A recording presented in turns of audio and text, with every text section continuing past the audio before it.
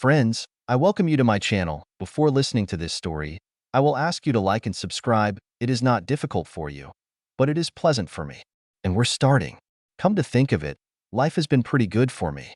At the age of 50, when two beautiful girls went to university, and my wife Jade and I were ready to celebrate our 25th wedding anniversary, everything was going well. We owned most of a very beautiful house in a prestigious suburb and drove almost new cars. My work as a regional sales manager for a national company was in full swing. Jade, who had only returned to work 5 years ago, was also in a good position. She got a job with Greg, our friend, as his assistant, but soon found her place in their advertising team. 3 years later, Greg made us an offer. He wanted to develop the business, but needed capital. He offered us a stake in the business, and Jade would take a senior position in their sales and business development team. To say that she treated it like a duck treats water is an understatement. 2 years later, she was earning more than me. So what could I complain about? Probably because Jade and I were so busy that we hardly saw each other. In many ways, we lived different lives, like ships sailing through the night. Don't get me wrong, our marriage was strong, loving and caring. I just wish I could see her more often. It had to change, and we couldn't influence it. The world was hit by a virus so powerful that the only way out was to block entire countries with draconian control measures, which some compared to martial law. It was a full-scale pandemic, and the actions reflected the danger to humanity. The borders of countries and states were closed. Schools, churches, universities, and public forums were closed. Virtually all non-core businesses were closed and employees were ordered to stay at home. Those who could work from home were forced to do so, and only those workers who were rated as essential were allowed to work. All shops, with the exception of supermarkets and pharmacies, were closed. To support these actions, police took to the streets in large numbers to enforce the new laws. And so we were locked up, imprisoned in our own house, with no one but ourselves to talk to. For me, this was the chance we had been looking for so long. In fact, it was a blessing in disguise. Working from home was like a vacation. Jade, unlike me, was worried that the business was so new that they didn't have the same cash reserves as the big players. We have equipped separate offices so as not to interfere with each other. We brightened up the day with cheerful banter about who was making coffee or lunch, and it was, in a way, a period of revival of our happy marriage. The first couple of weeks, it was like a honeymoon. We cooked together, shared cleaning and household chores. We slept on weekends and rode bicycles. I've been a fanatical cyclist all my life, and now Jade saw it as her only chance to get out of the house. At that time, people were allowed to go outside only if they were engaged in some kind of sport and at the same time had to maintain a social distance of at least 2 meters. Cycling seemed like the perfect solution. It became our daily break from work and escape from household chores.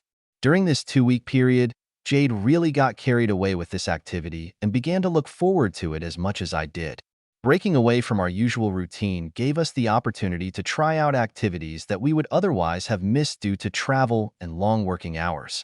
As a pleasure, I took an online massage course, and Jade became the happy owner of my night massages. We made love every day, often twice a day. Oh my God, it was incredible. Even at the age of 48, Jade remained very attractive and active. She decided to fill in the time by taking an online aromatherapy course, after which delivery vans arrived daily, and there was a wonderful smell in the house. The combination of aromatherapy and massage has produced amazing results. No matter how good life was, in the 3rd week everything began to decline. It became difficult to maintain that level of excitement and interest. We began to get annoyed, a fever began, and we needed a lift. To try to bring back the magic, I cooked a great dinner. Jade seemed impressed with my cooking skills, but as soon as she finished, she thanked me for the food and immediately went back to work, leaving me sitting alone. The ban began to affect their business. I am not a fool and I understood this, but such opportunities do not come often, the chance to start our marriage, and I felt that it was slipping away. She spent too much time on the damn computer or phone, chasing after customers and customers. I needed to get her away from that damn computer. I took a hot bubble bath, filled the bathroom with scented candles, chose smooth and sugary jazz, dimmed the lights. When I entered her office, she was typing away like crazy. She raised her head, with a strange expression, when I held out my hand to her. She stared back at me. Mark, what are you doing? I picked her up from her chair, and she reluctantly stood up. Mark? Cute? I have to work. Putting my finger to my lips, I gagged her and led her to the bathroom. She moaned the whole way. Mark, please, honey, I have a job, it's important. As soon as she saw the tub and the candles, she smiled broadly. Oh, you beautiful monster. It looks incredible, but darling, I have a job. My love, I am sure that your clients will come again tomorrow, so today relax. Enjoy the champagne and massage this magnificent body. I helped her undress and held her hand while she climbed into the jacuzzi. When she leaned back in the tub, I handed her a glass of champagne. She took a deep breath. Thank you, dear. I can't believe how caring you are. I'm spoiled. I giggled.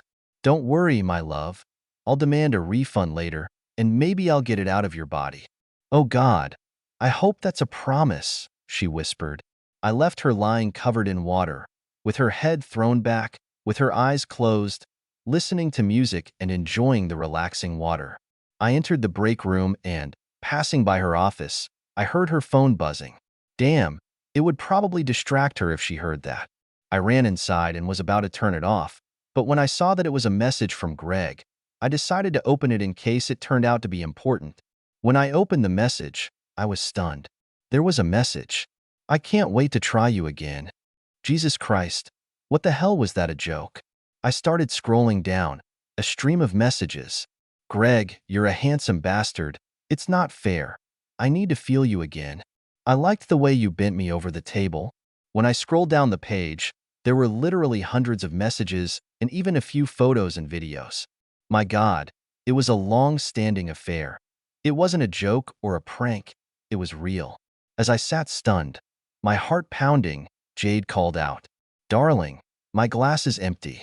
I brought her another glass and, looking at her beautiful smiling face, I didn't know what to say. She sighed, smiling blissfully. Thanks. Don't worry, sweetheart. I returned to her office lost. The pain was so deep. How could she do that after everything we've been through? Raising children, building a life. For 25 years we've stood side by side. Depressed and overcome with wild anger, I went outside into the cold night air, trying to calm the rising tide. The anger did not subside. I wanted to hurt her. I wanted her to feel my pain, humiliation, burning shame. It was crazy and irrational, but I had a plan. I searched her phone, extracting videos and photos, and forwarded messages to everyone in her contact list. More than 300 contacts will receive an unexpected message. Friends, family, clients, all of them. I connected my phone to my laptop and downloaded everything. Curious about what she was so busy with, I opened her computer. She also corresponded with him by email, so that was what was so important. I found a ton of other emails similar to these. I repeated my previous actions and forwarded them to her contact list again. I took out the flash drive and downloaded everything again. I needed all the evidence I could gather. That's when I realized that my marriage was over. I wanted to just leave, but this damn virus locked us together, and it was impossible to get out. We converted the room above the garage into a bedroom for our daughter before she left for uni to give her some privacy. I started to pack all my things and move them there. This will be my haven until it's over. I was already on my third attempt when Jade came out wrapped in a towel. When she saw that I was carrying an armful of things, she hissed questioningly, "What the hell are you doing?" "I'm moving into Chanel's room until this damn virus thing is over." "Mark, what's going on? You're scaring me. You're acting like a madman." "Fuck off, Jade. From now on our marriage is over. I will file for divorce as soon as I can." I pushed her roughly when she screamed. Mark, talk to me. What's going on?" "It will become obvious. Just leave me alone. I recommend that you find a lawyer as soon as possible." She called out to me as I was leaving her staring at me with her mouth open. I locked myself in the house and waited for the shit to hit the fan. It didn't take long, and there was a furious pounding on the door. Jade was crying and screaming hysterically. "Mark, you're a fucking evil freak. Oh my God. Why didn't you talk to me? Damn it. You ruined everything. Christ is omnipotent. Say something. You fucking freak." "Fuck you, Jade. Why don't you see if Greg can fix this for you? Silence. Then crying. Frantic. Agonized sobs. Mark, I'm sorry. I didn't mean to hurt you. When I didn't answer, she growled. God, it was just making love. How she could feel and sound offended after her actions is beyond comprehension. I hope it was good, because it put an end to our life together. Everything we worked for. Why, Jade? Tell me why. Her sobs began again, and they drowned out her words as she stammered. Mark, it was just making love. It doesn't matter. Just making love. It was wrong. I know, but it was harmless. If you just talk to me, we can get over it. My harmless ass. It went on for months looking at these messages. Mark, please open the door so we can have a normal conversation. Let me explain everything. Let's talk about it. No, Jade, there's no chance to talk anymore. Now you just need to clean up the mess. Yeah, you definitely made it, she croaked. Jesus, Mark, you probably ruined Greg's marriage, too. I didn't do anything. You created this shit where you took care of his family while you were making love to him. Don't cry to me about his marriage. Mark, if you would just talk to me, we could try to fix everything, find a way to overcome this. But now, Jesus knows everything. God knows what the girls will say, or mom and dad, for that matter. Damn, I never thought you could be so mean. So mean, angry, evil. Oh my God, Jade. You've been having a 6-month affair with our friend, and you're telling me I'm evil. For God's sake, woman, you're ridiculous. Mark, dear, no one needed to know. We could have fixed it ourselves. It's not the end of the world. Like hell, it's the end of the road for me. Mark, open the door. Honey, please let me fix this. Leave me alone, Jade. I just want to get a good night's sleep and clear my head. It took half an hour of knocking on the door for her to realize that I wasn't answering. Finally, she returned to the house, leaving me and my anger boiling. I plugged in my laptop and sorted her messages into a file that I could send to a lawyer. I filed for divorce in the morning. I didn't have to think about it. I didn't have to fight my conscience. Our marriage was over. While I was collecting all the evidence, my phone was buzzing continuously as I put it into vibration mode. I wasn't ready to meet anyone face to face. I guessed that they were our daughters or parents. I wanted to get a chance to calm down before talking to them. It was a long night, and I tossed and turned, drifting in and out of sleep. I woke up around 9 and wandered into the house to take a shower and have breakfast. When I walked in the back door, Jade was standing by the bench making coffee. She turned and looked at me quickly. Good morning. Mark, do you want some? She looked terrible. Her eyes were bloodshot, red and saggy. No, thanks. I'll make mine when you're done. I'm going to take a shower. Whatever you want. So be it. I locked myself in the bathroom, taking a shower and trying to strengthen myself for what was going to happen. When I entered the kitchen, Jade handed me her phone. I didn't want to take him, but in the end, whoever it is, I'm going to have to meet him today anyway. Hi, Mark. This is Greg. I just want to say that I'm sorry about what happened. Jade is not to blame. It should be my fault. I interrupted him in mid-sentence. Forget it, Greg. It's over. You and I will meet as soon as this virus story is over, and we will end it as men. I hung up without giving him a chance to say anything else. Jade stood and looked at me. Mark, he was just trying to apologize, to ask for forgiveness. Nonsense. He can stick his apologies where the sun doesn't shine. Next time I talk to him, he better be ready. I walked past her and noticed that she had made me coffee. I poured it out and made a new one. She looked at me angrily. I did it for you. Yes, there must have been rat poison in it. Jade, I don't want to see you or talk to you. I'm going to call my lawyer as soon as I make coffee. I suggest you do the same. She tried to take my hand and turn me back. Mark, please, honey, if we could just sit down and talk it over calmly, we could fix everything. We've been through so much, it's just a bump in the road. If you let me explain everything, I'm sure we can work it out. Okay, then Jade, tell me. Tell me why. She leaned back against the sink. I don't know, honey. It was probably the big 5-0s that were rushing towards me, and lately, I've been feeling unattractive. For a woman, this is completely different. All my life men have noticed me. I am not blind and I know that I am attractive, but with age the looks stopped. I started to feel invisible. The young guys stopped noticing me, and I felt old, and Greg flirted with me, flattered me, made me feel wanted. One day I told him how I felt, and he kissed me, and I let down my guard, but honestly, it was just making love. How shallow are you, Jade? All this is because you felt your age. We're all getting old. You should have talked to me. You should have let me help. Let me make you a better person. Oh yes, it's easier for you. Damn it, Mark. You look better now than when we were younger. We go out somewhere, and I see beautiful young girls staring at you. You look better now, and I look old next to you. Oh, damn it. We were supposed to grow old together. That's the meaning of life. I wanted to grow old with you, spend the rest of my life with you. Damn it, I love you. Sobbing, she mumbled through her snot. We can still do it, Mark. I love you. I always have, and that hasn't changed. Shaking my head, I groaned. Call your lawyer, Jade. You'll need all the help you can get. After pouring the coffee, I entered the room and plopped down on a small sofa. God, what a terrible mess. All I wanted to do was escape, but I was locked up, imprisoned with this crazy fool. While I was sipping my coffee, I got another call. It was Melissa, Greg's wife. Hi, Mark. She was obviously crying. I'm sorry. I do not know what to say, but thank you for reporting this. It's okay, Melissa. I needed it for my own peace of mind. What are you going to do?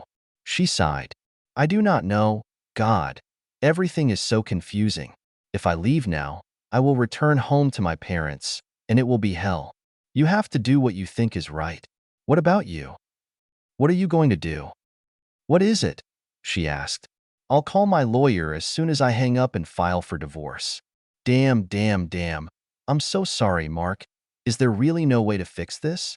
No. As far as I understand, it's over. We talked for a while longer before hanging up.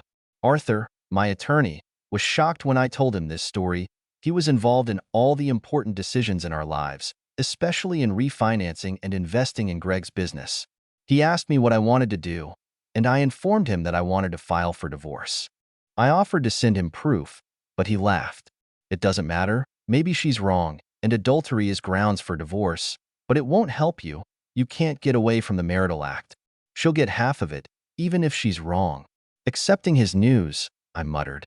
Just send me the papers and I'll fill them out, but I'll definitely file for adultery. I want everyone to know. Buddy, the only advice I can give is not to strain yourself. Buddy, you're angry now. I'll send the papers, but please think a little. The decisions you're making now, you'll have to make for the rest of your life. Later, the papers came, and I was filling them out when the phone rang. Check the name. It was my eldest daughter, Katie. Dad, what the hell is going on? I just talked to my mom, and she's hysterical. I can't understand a word of what she said. Is it really true? Emails and messages. Is this true, or is this some kind of stupid prank? She did not believe at all. It was her mother, her beautiful, caring, loving mother, with whom she was so close. I could hear the disbelief in her voice. I took a deep breath and groaned. Yes, it's true. I found out about it myself only yesterday, at the same time as everyone else. Who the hell sent this? It came from Mom's email. Feeling a little guilty, I muttered. It doesn't matter who sent it. What matters is what we found out. And what are you going to do? Of course I'm filing for divorce. What do you think I'm going to do? A sharp intake of breath preceded her frantic scream. Dad, no, please no, no, no.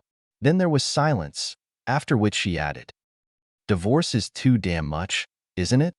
Of course, you can try to get over it or something. We're talking about Mom, Dad. It's just a mistake. That's how it should be. You've been together forever, and she loves you.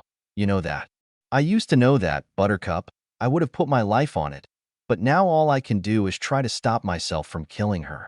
That's not what you meant, Dad. It's just anger. Calm down and take a breath. Of course, divorce is not an option. Maybe you should try to see a psychologist or something. I'm sorry, Buttercup, but I've decided everything. I want to leave. She humiliated me enough. The conversation dragged on. She tried to make me change my mind, and we repeated the same words over and over again. Eventually, she hung up the phone, as confused and upset as I was. Julie, my second daughter, kept up with Katie, and again the afternoon was gone while she was trying to get me to change my mind. Unfortunately, she didn't believe it was true and tried to convince me that it was just some weird hacker or something. Even her convincing arguments couldn't convince me. I filled out the documents and returned them to Arthur signed and filled out. When I called him, he gave me another piece of advice. Split the finances now before everything turns into a scandal. It made sense, and I started sorting through our finances and possessions. We only had one bank account, and it was a joint account, and everything was debited from it. Credit cards, mortgages, everything. It was impossible to open another account by phone. You had to go there in person. Everything was connected. The only good news was that she couldn't do anything either, so the money was safe for now. Of course, the rest of the day passed in the same spirit. I answered calls from friends and relatives. Everyone wanted to know what was going on. By the end of the day, I was tired of explaining. Jade's parents were the worst of all. They couldn't or wouldn't believe it and seemed convinced it was some kind of evil plot I had concocted to discredit their daughter. During dinner, I went into the house and was rummaging through the cupboards in search of something to eat when Jade came in. "Can we talk some more, Mark? Please, we need to talk about this. Katie and Julie are devastated. Damn it, you scared them half to death with all this wild talk." "These are not wild conversations. I was honest with them. I told you, Jade. I've already talked to Arthur and submitted the documents. We are currently in the process of divorce." Jesus Christ. "Mark, this is just ridiculous, honey. It was just making love. I didn't have an affair or plans to run away with him. It was stupid and selfish, but it shouldn't be the end of the world. My God, you're acting like crazy." "No, I was crazy when I didn't see this happening right under my nose. Damn. I must be a damn idiot." "You both must have been laughing heartily. My God, all those family meetings of yours, you must have had a good laugh with him." "No, honey, it wasn't like that. We never laughed or even talked about it." "Bullshit. You've been making love for 6 months. Don't tell me you've never laughed at how to slip away or get out." 6 damn months, Jade. 6 months. Her face fell. "We've never laughed at you or Melissa. Say what you want, but I feel like a fool. All this time I loved you, brought you flowers for your birthday, and he gave you a quick lovemaking. God, how many times did we make love after you were with him?" "Never. I would never do that to you. I love you." "I'm sorry. I didn't think about it. I didn't mean to hurt you. It just started with innocent flirting and fun."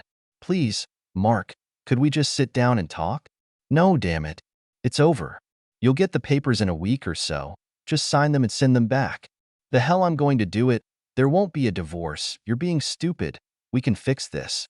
I didn't say anything, and she burst into tears.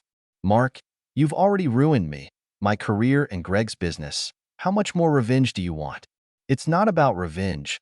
It's about getting it over with and moving on." I took the chips and left her there, staring after me. The next day, I was woken up by Jade knocking on the door. I opened it to see what she needed, but she insisted on rushing inside. "Mark, Greg, Melissa, and I talked last night, and we have a plan to try to save the business. We're going to say that the disgruntled employee we fired hacked into my email account and set it all up in retaliation for the dismissal. Say what you want, I don't care. Mark, we need your help. If we want to make people believe this, we need your help. Could you support us?" I laughed. "The hell with it. If anyone asks, I will tell the truth. People need to know what kind of lying manipulators, despicable shitocrats they are dealing with." My rage shocked her. Melissa agreed. "She's going to support us." "Mark, please, Greg and Melissa will lose everything. His reputation is in tatters. It's his fault, not mine." She stamped her foot. "But that's exactly what we're going to say. We're going to tell everyone, including the kids and mom and dad. Whatever you want, but I won't help." Over the next week, every time I went inside, she was on the phone with clients, spreading information to those who received the letter. I left them alone, but Melissa called me and begged for help. They were desperately trying to revive the business and save Greg's reputation. Melissa seemed to forgive him and openly begged me to reconsider my position. I was so sick of it all, and I wanted it all to end, but it was impossible to avoid the daily drama. It was impossible to avoid the hellhole that our house had become.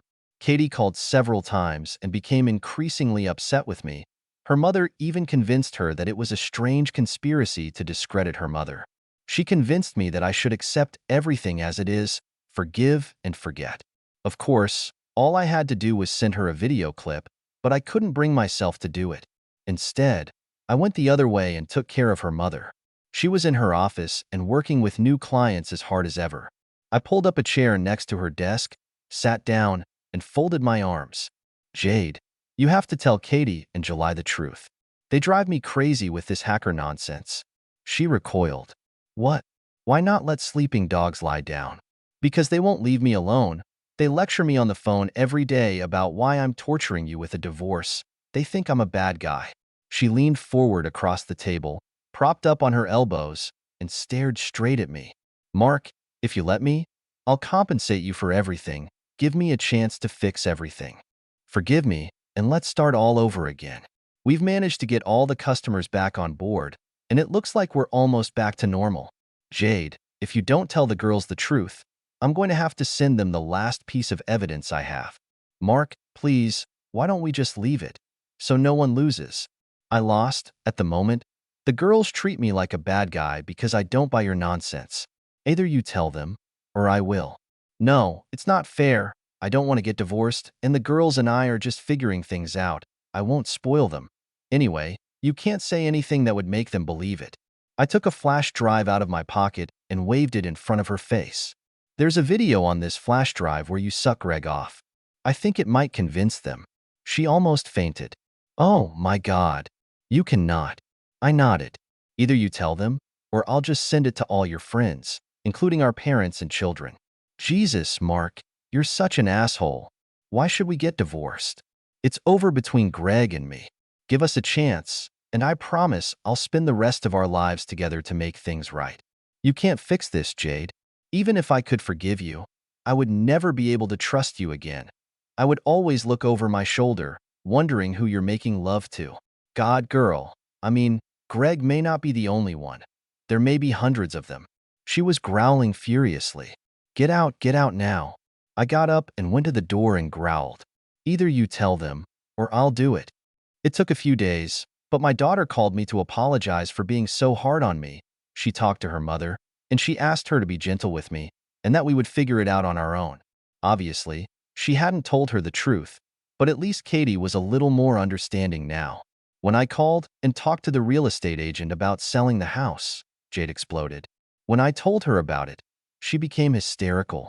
Jesus, Mark, we can't sell the house. What will everyone think? We spent many hours on the phone to explain and convince everyone that we were okay, and now you want to sell the house. God, be reasonable. I was a little shocked by her indifferent attitude. Look, Jade, we're both going to need a place to live. I know you can't afford to buy out my share of the house, so you can't stay here. I don't want to stay here. I have only bad memories now. I think the best thing would be to sell the house, and then we can go our separate ways. She grabbed my hand, squeezing it tightly between her own, and stared into my eyes. Or we can stay and try to pull through. Mark, I love you now as much as I did when we got married. I don't want a divorce. Can't we work this out? For a man who says he loves me, you have a strange way of showing it. Affairs don't show love. Squeezing my hand tighter, with tears rolling down her cheeks, she wheezed. I made a mistake. It was stupid. It was selfish. But that doesn't mean I don't love you. We've made a lot of mistakes over the years, both of us, Mark. We can handle this. Jade, you just don't understand. You lied to me for months and would have continued to lie. You say that everything is over between you and him, but if I hadn't found those messages, everything would have continued, wouldn't it? She gently stroked my hand. Mark, please. Just tell me, would it still be going on? When all this shit settles down, you'll be together again. She sighed, staring at the floor, and the silence grew longer and longer until I broke into a growl. Well, that would be exactly the case, wouldn't it? She whispered hoarsely. I do not know, probably yes, but everything has changed. We became much closer after the lockdown. You were so loving and caring, everything has changed, she pleaded. It's over now, and if you give me a chance, we can put this in the past and forget it ever happened. My God, Jade, you don't even feel remorse. You just expect me to put up with it and say, well, never mind. Let me tell you something. Life is not like that. I pulled my hand away. We are selling the house. It will be put up for sale tomorrow. I left, leaving her in a completely depressed state. It was a bad time to sell. The real estate agents couldn't visit the house, They couldn't bring potential customers. It had to be done over the internet and relied on the photos I took. I spent the day taking photos that I thought highlighted the best features of the house, sent them to the agent, and the next day, the house was put up for sale. This caused a swirl of calls from friends and, of course, relatives who wanted to know what was going on. Jade answered all the calls, trying to hide the truth. She told everyone some ridiculous stories about us looking for a better place. When the country got the virus under control and the restrictions were gradually lifted, we had a little more freedom. Everything was supposed to gradually return to a more normal lifestyle, but there was at least a month left before that. During this month, everything calmed down between Jade and me. We had dinner together. We managed to talk without arguing and shouting. The anger gradually subsided. One day at dinner, she asked, "What can I do to change your mind?" "I'll do anything." I looked across the table and sighed. "I don't think anything will help. I've lost confidence in you. But if we tried to establish a relationship, the first thing you would do would be to quit your job." "What?" She gasped. "I can't do this. I have shares in the company. Now we own 35% of the business." "God, Mark, I love this job. I love being a part of it." "Honey, I promise it's over between me and Greg. It's over. You made this promise to me 25 years ago, on our wedding day, then it obviously meant nothing. Why should I trust you now?" She leaned back in her chair. "Mark, I made a mistake. I know that, but I promise, what else can I do? Quit your job? I think it's simple. If you want to try again, then that's what I demand. And even then I don't make any promises." She shook her head. "I don't understand. What's the difference?" "Mark, I love this job. I put all my strength into it. Why can't we just try to move on?" "Because you will work together every day, travel together. I can't let that happen. If you want to make peace, then this is the first building block." "No, Mark, it's not fair. I will do anything, but I will not give up my job." "That's fine, Jade, but it shows exactly where I stand, doesn't it?" This small exchange of opinions led to a long discussion and arguments between my daughters, who tried to play the role of intermediaries, but they were on my side. They both tried to convince her to take my side, but she was adamant. I do not know if she was just stubborn, if she thought she could get her pie and eat it, or if she was just stupid. Later, when we were watching the late news, she would nervously snuggle up to me while we were watching TV. "Mark, will you sleep with me tonight? I need you to come back to our bed." Pulling her head closer and kissing her forehead, I said, "I don't think that's a good idea. It will only confuse everything." She tried to turn our kiss into something deeper. "Mark, darling, this may be the first step towards reconciliation." "I don't want reconciliation. I want to move on." She burst into tears and ran into the bedroom, and I heard her crying. I turned off the TV and went to bed. The papers were returned from the lawyers and were not signed. Jade refused to sign. She wanted to fight. It took several days of constant fighting and my threats to send a video of her sucking off Greg to get her to sign the documents. The realization of the inevitable finally came, and she accepted it. When the restrictions were lifted, the house was sold in just a couple of weeks. I found a small apartment in the city, as did Jade, and she found an apartment closer to her office. Our daughters went through a period of hating and blaming me. Julie was the worst. She believed her mother and accused me of not supporting her. It took a while before we could talk. "Julie, have you ever seen me act without knowing the whole story? Look back at your life and tell me at least one time when I reacted to you too quickly or too sharply." She thought for a moment before answering. "Never. Dad, you've always been so fair to us. That's why it seems so wrong. You know, what hurts, Julie, is that you never thought about the fact that I know the truth, and my actions are not an overreaction, but a logical result." She sighed, looking at me. "So you're saying that Mom really cheated?" I nodded slowly. "I don't believe it, Dad. She would never do that. She loves you. Could you go to a consultation or something? What would you do if you found out that your boyfriend cheated on you, Julie? Would you give him a second chance?" I saw how reality dawned on her. We parted on better terms. Separation made divorce easier. We split it 50-50. Although everything went well for Jade at first, difficulties arose with Melissa. She tried to come to terms with the fact that Jade and Greg were still working together, but it was hard for her, as it was for me. How could she trust them? We no longer kept in touch. She blamed me for some of their difficulties. Melissa thought that if I forgave Jade and stayed with her, then the problem she had with Greg would somehow be resolved. Greg was Jade's closest friend, but because of Melissa's constant nagging, a gap formed between them, and he was forced to step back, which hurt Jade.